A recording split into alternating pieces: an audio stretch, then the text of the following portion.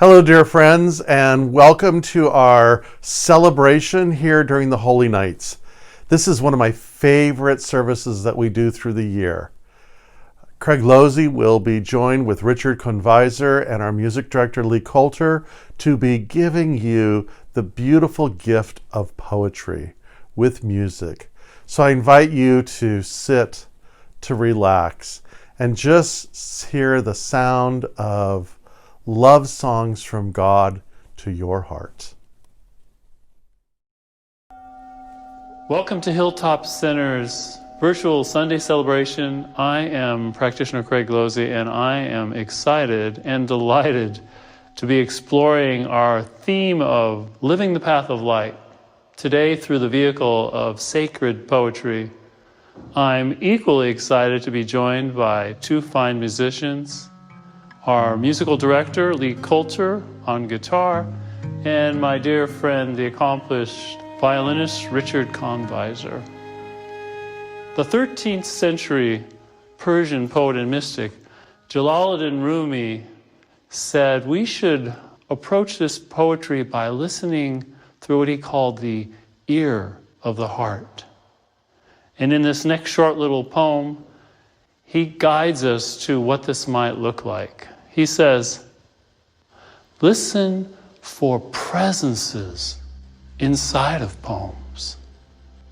Let them take you where they will. Follow those private hints and never leave the premises.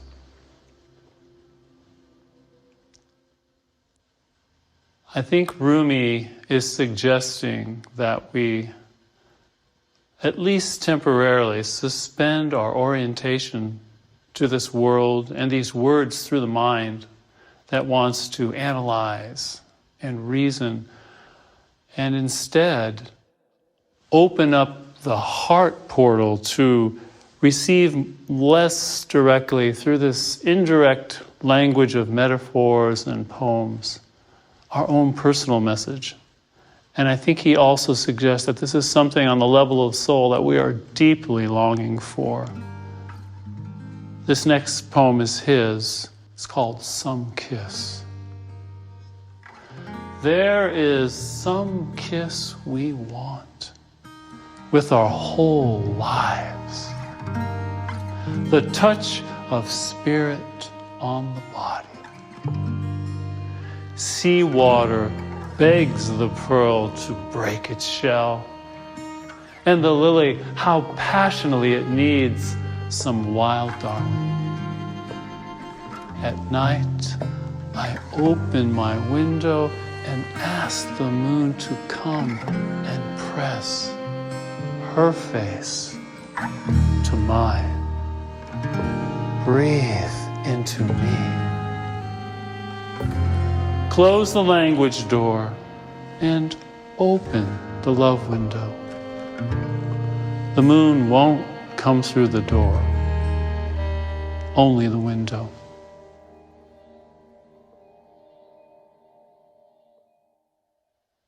So how do we walk down this path of light? How do we live the path of light? Perhaps first we need to awaken to the light itself, that light that is spirit, that light that is really our true nature.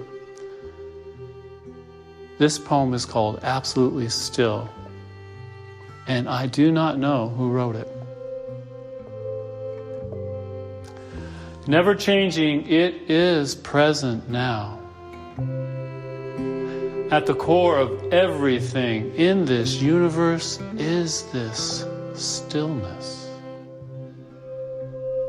At the core of every atom, every molecule, every leaf, every tree, every planet, every star, every person is this infinite stillness.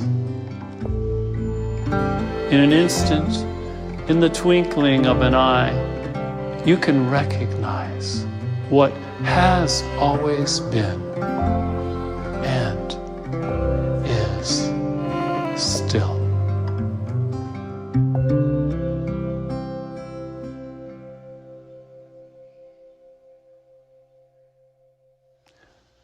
This next poem I wrote as an invitation to know this divine nature of light and to know it and awaken it within ourselves. It's entitled, Drink from the Deep. From the darkest depths before all time was, is, and shall be an ocean sublime. Depths unfathomed, love is the ocean, eternal, growing, forever in motion. Love is the presence, perfect and whole, complete and abundant light of the soul. A drop from the one, a spark from the flame. Each man is born God-like, the same. Exact in likeness, in reality, one. A thought in God's mind, and then it is done. Each has the right to manifest good. Think the true thought, then it unfolds as it should. From the cup of truth, drink from the deep. Create peace and beauty. Awake from your sleep.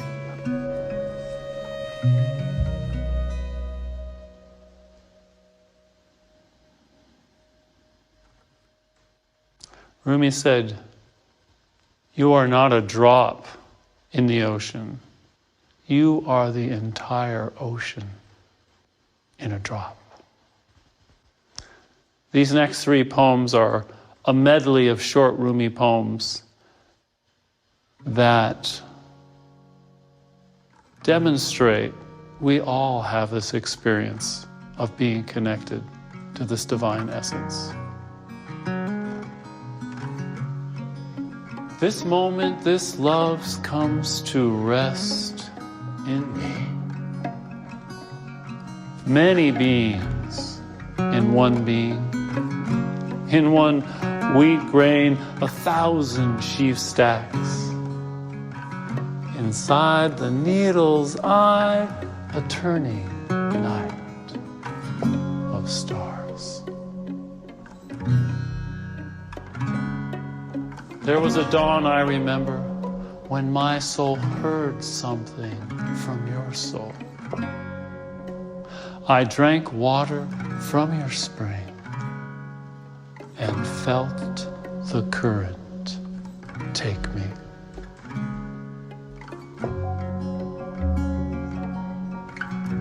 Something opens our wings. Something takes boredom and hurt away. Someone fills the cup in front of us. We taste only sacredness.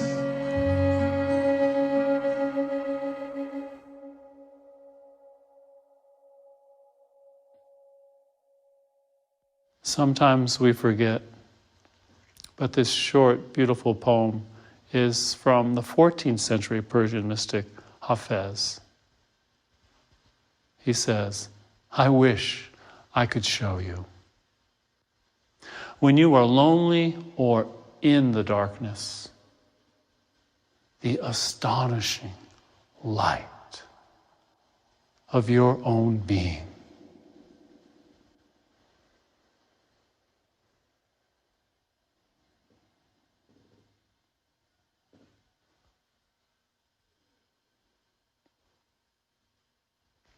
In the next several poems, we're going to hear that despite any resistances we may have, or our own amnesia of forgetting our divine nature, it is our destiny to be that.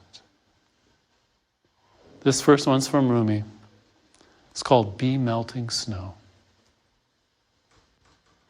Lo, I am with you always means, when you look for God, God is in the look of your eye, in the thought of looking, nearer to you than yourself or things that have happened to you.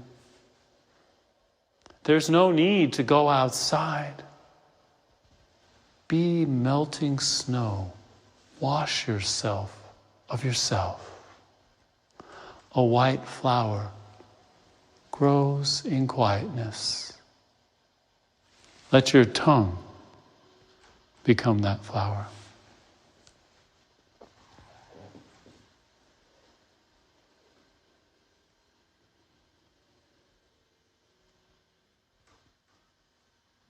So as we embody this light, we can be a light unto others. This next poem is written as if the parent has a certain awakening within their being and nurtures that in the child. I wrote it, it's called Into the Light. When from my mother's womb I took this earthly flight, his smile was there to greet me and bathe me in its light. The passing years were kind to me and witness to my power. My mind and spirit deepened by his love. My budding life did flower. My father was a thoughtful man, a gentle, peaceful spirit. With will and power, the truth he spoke for every man to hear it. Let your light so brightly shine, his words upon my ear. Just do your best and leave the rest to better love yourself, my dear. He walked the path beyond his fear. He tread outside the known. He delved into the light and sound until his spirit shone. I saw him in his garden, his spirit shining bright with outstretched arms and open heart. He passed into the light.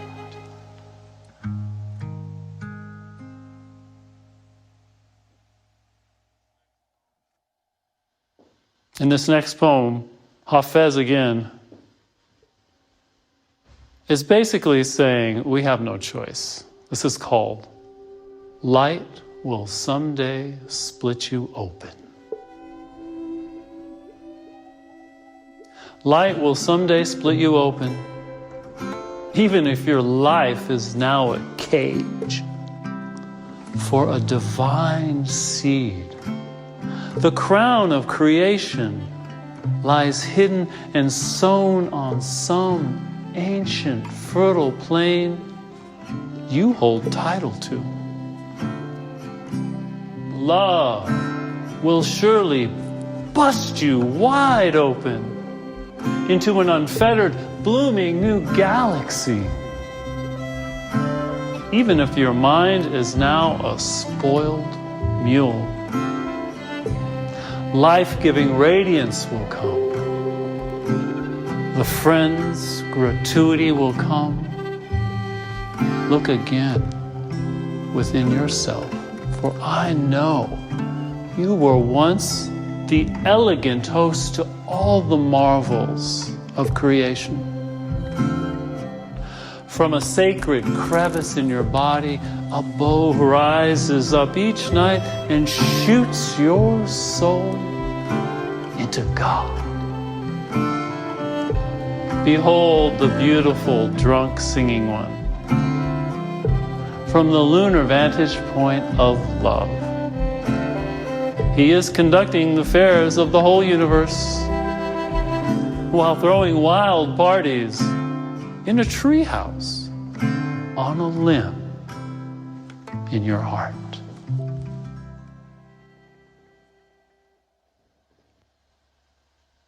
So perhaps that divine presence is more joyous and celebratory and wild, uninhibited than maybe we had imagined. This next one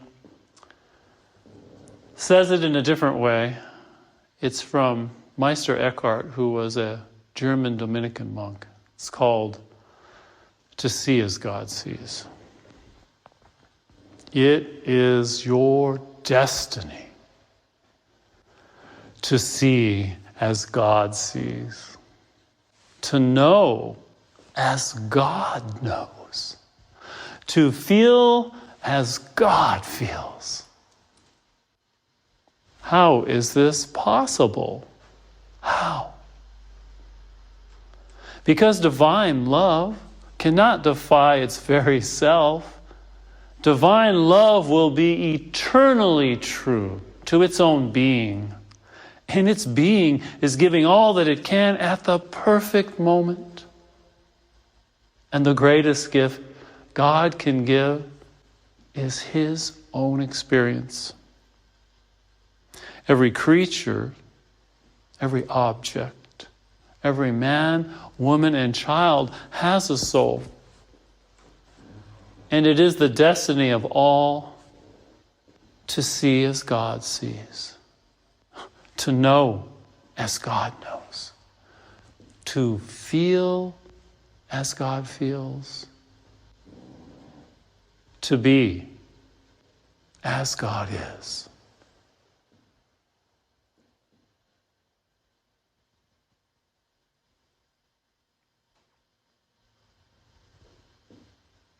And then from a longer poem from the English printmaker, poet, painter, William Blake.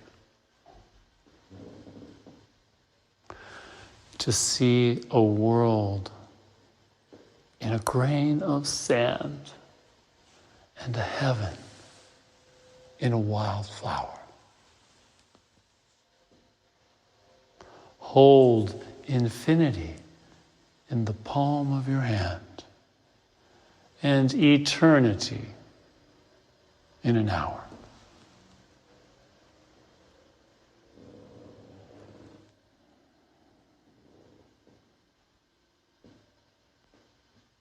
So as we awaken to our own truth and the truth of all of those around us, and as we embody this, what might our life look like?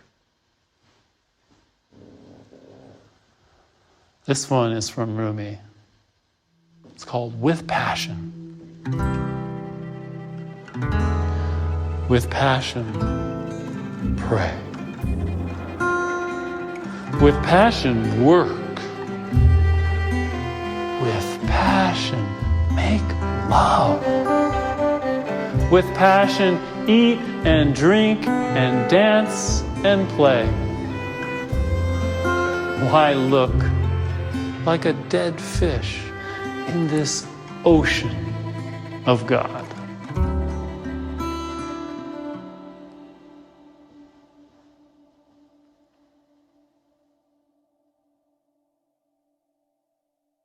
This next poem is also from Rumi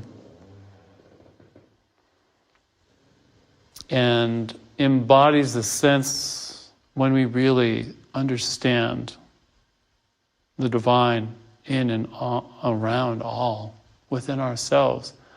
There's this welling up in us of just recognition and gratitude. So that something so simple, maybe in the 13th century, as just chewing a piece of sugar cane could fill one. This is called "What Was Said to the Rose." What was said to the rose that made it open was said to me here in my chest. What was told the cypress that made it strong and straight? What was whispered the jasmine? So it is what it is, whatever made sugar cane sweet. What was told to the inhabitants of the town of Shigil in Turkestan that makes them so handsome. Whatever lets the pomegranate blossom blush like a human face, that is being said to me now, I blush. Whatever put eloquence in language, that is happening here. The great warehouse doors open. I fill with gratitude, chewing a piece of sugar cane. In love with the one to whom every that belongs. What was said to the rose that made it open was said to me here in my chest.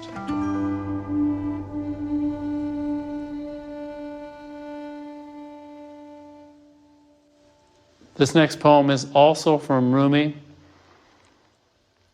When we feel that light, that love, separation disappears. Sense of self disappears, and all there is the beloved. This is called Intoxicated by Love. Because of your love, I have lost my sobriety. I am intoxicated with the madness of love. In this fog, I have become a stranger to myself. I am so lost, I can't find the way to my house. In the garden, I see only your face.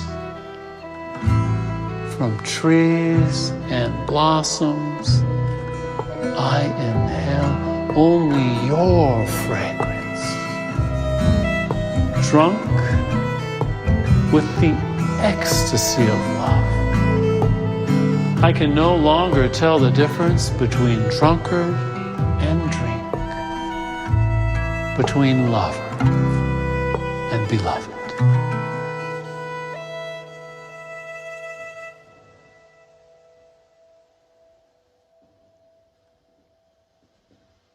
Same message, a century later, Spain, St. Teresa of Avila, in a completely unique way. Maybe pretending that this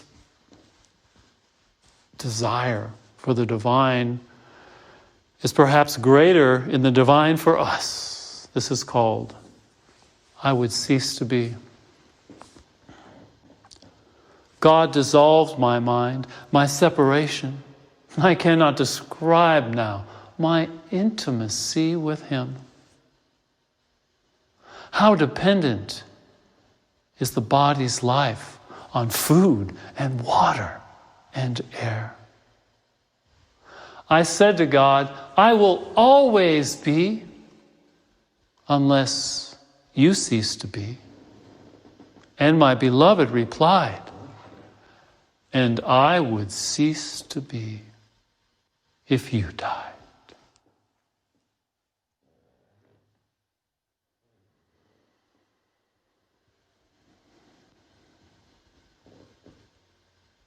I think for us as human beings, one way we can relate to this amazing concept of love and light is through the own experience of human love, and perhaps romantic love. This is a poem I wrote for my fiancé, who can be very shy and self-conscious. It's entitled, Boring.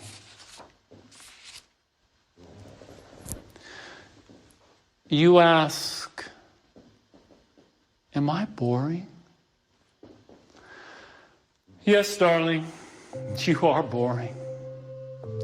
You are boring from the start. Deeper and deeper into my heart. You are boring me so much that I am opening in sight and in touch from within and from above into a fuller embodiment of love. You are so boring, delving deeper into my soul. That the entirety of me and what I've come to know and what I've come to be completely rent apart.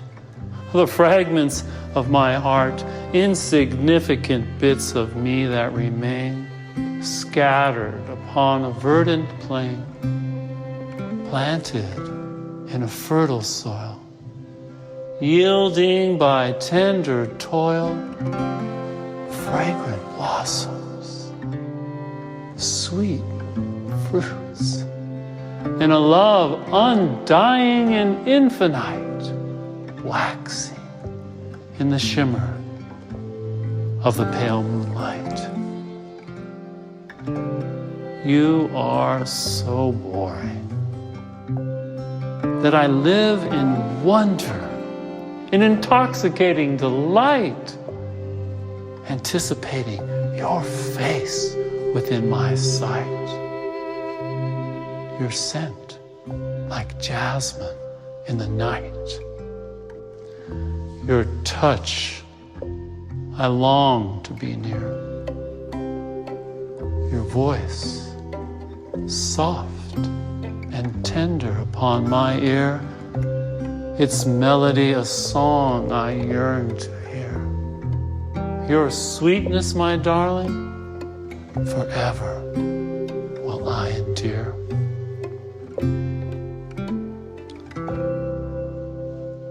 You are so boring that I find my life every day, in every way, more animated, more joyous, more fulfilled, more purposeful. You are boring me so deeply. I am becoming most completely a greater expression divine of love, of glory. Please, my darling, whatever you do, continue to bore me. You are simply boring me to life. Please, my darling, whatever you do, continue to bore me. You are simply boring me to life.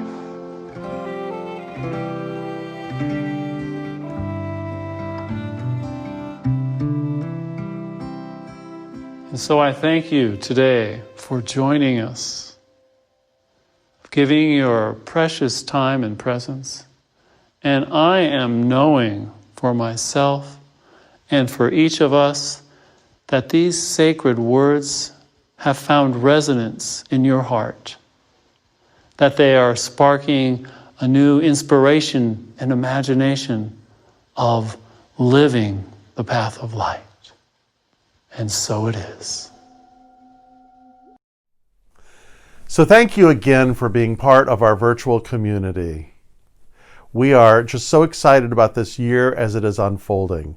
We are getting ready for classes. We are getting ready for special groups. We are getting ready to continue our virtual service, and when the time is right, to come together live. So my invitation to you here at year's end is to consider a gift to us so that we can serve you. Your continual and generous support has been indispensable this year, and we are grateful. And so, my dear friends, for the last time this year, to those whom you love and those whom you receive love from, I wish you, including all here at the Hilltop Spiritual Center, many, many, many blessings.